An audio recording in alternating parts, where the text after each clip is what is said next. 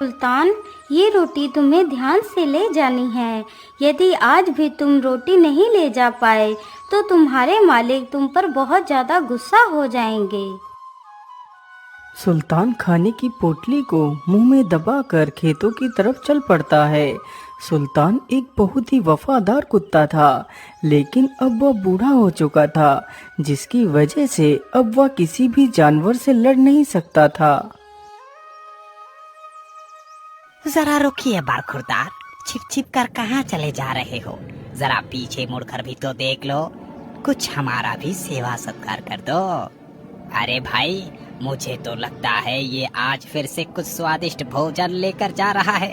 अरे जैकी, तुम जल्दी से जाओ और इस बुढ़े कुत्ते से इसकी पोटली को छीन कर ले आओ। अरे भाई, तुम मेरी मजबूरी का फायदा मत उठाओ, मेरी पोटली को मत छीनो। यदि आज तुमने मेरी पोटली को छीन लिया तो मेरा मालिक बहुत ज्यादा गुस्सा करेगा, वो मुझे अपने घर से बाहर निकाल देगा। तुम मुझ पर रहम करो भाई, मुझे जाने दो। अरे रे रे रे, तुम तो कितने मासूम हो बूढ़े कुत्ते, तुम्हें तो प्रार्थना करना भी नहीं आता। यदि हम तुम्हें ऐसे ही जाने देंगे तो हम क्या खाएंगे? आप लोग तो खुद शिकार करके अपना पेट भर सकते हैं, ये खाना किसी दूसरे का है, इसे मत छीनो। तो चुपचाप इस पोटली को यहाँ पर रखकर चला जा, नहीं तो हम तुझे मार मार कर अधमरा कर देंगे। इतना कहकर तीनों सियार गुस्से में सुल्तान की तरफ बढ़ते हैं और सुल्तान के ऊपर टूट पड़ते हैं।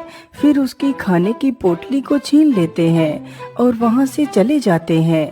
बेचारा सुल्तान घायल हो जाता है। जैसे तैसे बेचारा उठता है। हे भगवान, आज फिर से उन दुष्ट सियारों ने मेरा भोजन छीन लिया। अब मैं क्या करूं? यदि मैं फिर से बिना भोजन लिए मालिक के पास गया तो पता नहीं मेरा क्या होगा, लेकिन और कहीं मैं जा भी नहीं सकता, मुझे मालिक के पास ही चलना होगा। इतना सोचकर सुल्तान घायल अवस्था में ही अपने मालिक के पास पहुंच जाता है। कुत्ते की हालत को देखकर सेठ समझ जाता है कि आज फिर सुल्तान ने उसका खाना खो दिया है। अरे दुष्ट, क्या तू आज फिर से अपना खाना दूसरे को खिलाकर आया है? तुझसे कार्य भी ढंग से नहीं हो पा रहा है। तू तो कितना मक्कार है। चल निकल जा यहाँ से, मैं तुझे और ज्यादा दिन तक हराम का भोजन नहीं खिला सकता। इतना सुनकर कुत्ते की आंखों में आंसू आ जाते हैं, लेकिन बेचारा बूढ़ा सुल्तान कर भी क्या सकता था। वो चुपचाप वहाँ से जंगल की ओर चला जाता है।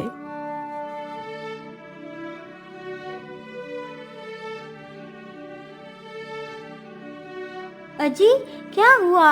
आप इतना गुस्से में क्यों लग रहे हैं? और हमारा सुल्तान आपके साथ नहीं आया, आप उसे कहाँ छोड़ आए हैं? अरे सेठानी जी, आप इस दुष्ट का नाम अपनी जुबान पर मत लाओ। वो बहुत मक्कार है, उससे एक काम भी ढंग से नहीं होता है।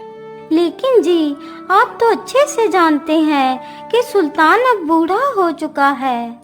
यदि वो बूढ़ा हो चुका है तो मैं उसे अपने घर में नहीं रख सकता, इसीलिए मैंने उसे अपने घर से भगा दिया है। बेचारी सेठानी अपने कुत्ते से बहुत प्रेम करती थी।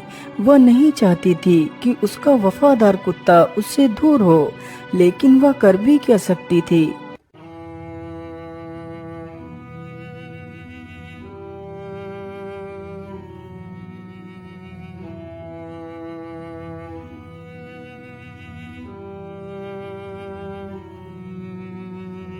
बेचारी सेठानी रात भर उस सुल्तान के बारे में ही सोचती रहती है।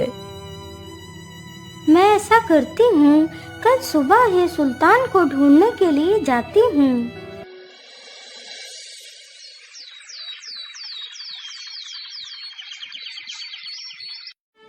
अगली सुबह ही सेठानी कुत्ते को ढूंढने के लिए निकल पड़ती है।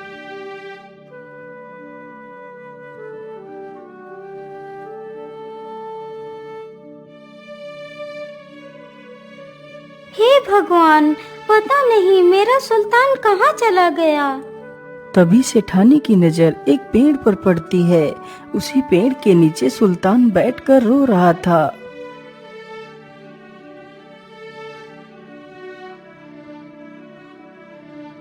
अरे सुल्तान, तुम यहाँ पर पड़े हो।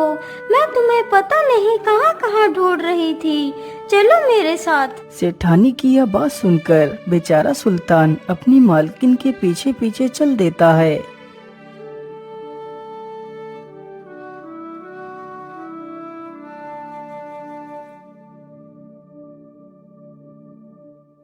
अरे दुष्ट, तू फिर से आ गया। मैंने तुझे घर से भगा दिया था, तू फिर आ गया। मैं तुझे जिंदा नहीं छोड़ूंगा। रुक जाइए सेठ जी, सुल्तान को मैं लेकर आई हूँ। आप उसे घर से नहीं भगा सकते। अरे भाग्यवान, तुम एक साधारण कुत्ते के लिए मुझसे बहस कर रही हो। अजी, मैं कुछ नहीं जानती। सुल्तान हमारे साथ ही रहेगा। अच्छा ठीक है भाग्यवान, तुम चिंता ना करो, मैं इसे कुछ भी नहीं करूँगा। अच्छा सुनो भाग्यवान, तुम जरा हमारे लिए कुछ मीठा ले आओ। ठीक है जी, मैं अभी लाती हूँ।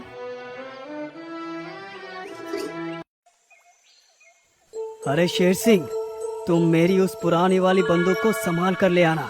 आज रात को मैं इस सुल्तान को हमेशा के लिए मौत की नींद सुला दूंगा।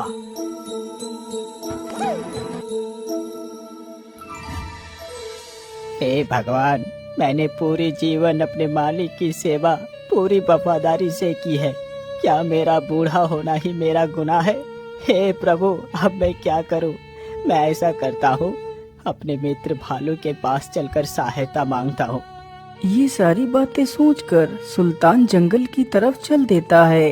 कुछ दूर चलने के बाद वह अपने मित्र भालू के पास पहुंच जाता है।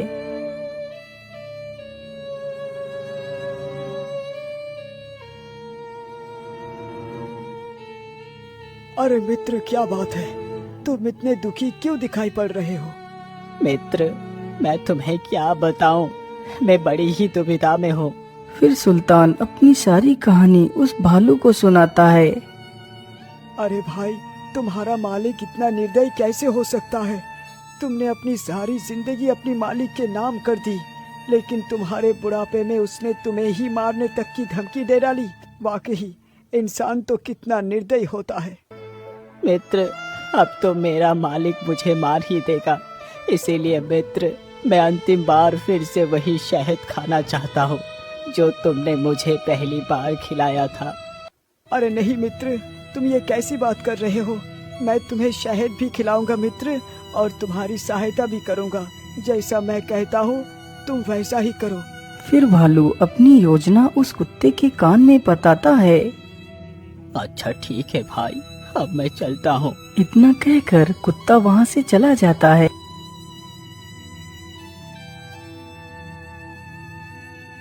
अरे सुल्तान, मैं खाना बनाने के लिए जा रही हूँ।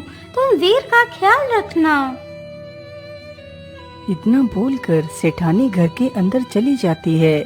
सुल्तान वहीं पर बैठा रहता है। उसके सामने ही उसका सेठ बैठा था तथा उसी के पास सेठ का बच्चा भी लेटा था। ओहो, कितना समय हो गया है, लेकिन अभी भी शेर सिंह बंदूक को लेकर क्यों नहीं आया? सेठ इतना सोच ही रहा था